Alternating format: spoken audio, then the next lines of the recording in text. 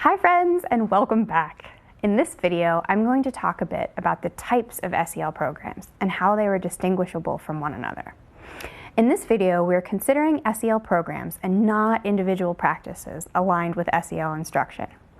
With a large number of SEL programs on the market, my hope is that this will enable you to wade through the waters and locate a program that is in line with the needs of your classroom, students, and community. So let's dig in.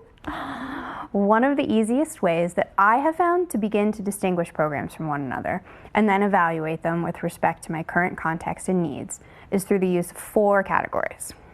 These categories are drawn from research and writing completed by Jonathan Cohen in 2001 and Zins, Bloodworth, Weisberg, and Wahlberg in 2007, and then my own research and practice.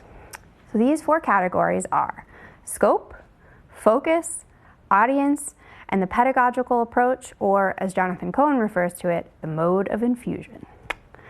The first category, scope, refers to the breadth of material covered in the curriculum. What is the range of material covered, and how is it organized? The majority of the programs on the market adhere to the 5 competency framework that we discussed last week. As a reminder, the 5 core competencies include self-awareness, self-management, social awareness, relationship skills, and responsible decision-making. While most programs use the competencies as a framework, the ways in which they are organized and approached differs from program to program.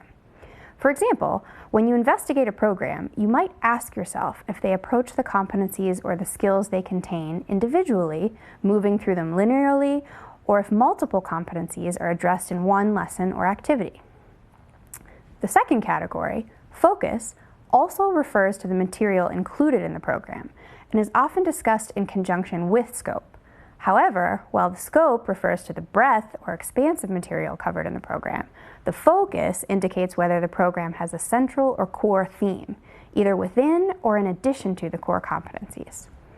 For example, in addition to attending to the core competencies, the Resolving Conflict Creatively program focuses on violence prevention, while the Random Acts of Kindness Foundation's curriculum places an explicit emphasis on, you guessed it, kindness. The third category, audience, shifts our attention from what material is included in the program to whom it is directed towards. SEL programs primarily serve 3 overlapping audiences in school settings. All children as part of the standard curriculum, then special needs students, and finally, adults working with students.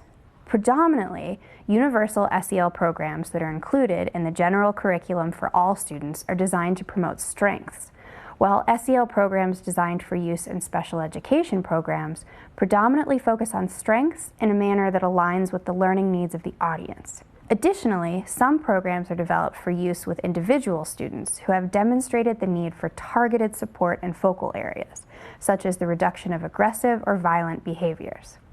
Finally, SEL efforts can also serve the adults working with children, both in the effort to better prepare teachers and educators to implement SEL programs with students and to introduce methods of self-care for teachers who work in a field that draws heavily on one's emotions as well as one's intellect, as discussed by Dan and Randy in the first course of this MOOC. Finally, the fourth category, pedagogical approach or mode of infusion, as Jonathan Cohen has discussed it, refers to how the program is integrated into the existing curriculum or school day. Cohen advocates viewing this as a spectrum. On one end of the spectrum are programs that are directed, detailed, and serve as a standalone course of study. Somewhere along the middle of the spectrum, there are programs that present a point of view about learning, development, and discipline that can be integrated into all facets of school life through a variety of methods. And then at the other end of the spectrum are programs that provide ways of thinking about how we can promote social emotional capacities without a formal structure. Zins, Bloodworth, Weisberg, and Wahlberg in 2007 similarly outline and label the 3 program types described by Cohen as specific social emotional learning curriculum, social emotional skills that can be infused into the regular academic curriculum, and finally, the development of a supporting learning environment. In addition to examining a program of interest in relation to these 4 categories, there is one additional consideration that I wanted to highlight, and that is the cost of the program and the materials that are included with the cost. Most schools and classrooms have to work within a carefully allotted budget, and it is important to consider this as you evaluate programs for use. While some program materials are made available at no cost via the program's website, some are quite expensive and may prove to be cost prohibitive in a particular circumstance or situation. It is also important to consider what it is you are receiving in exchange for the cost.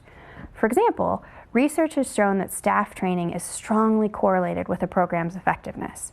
Is staff training included in the cost? And if so, who is it provided by? I hope this provides you with some initial tools for comparison as you start to consider what programs might be best suited for your purposes and context.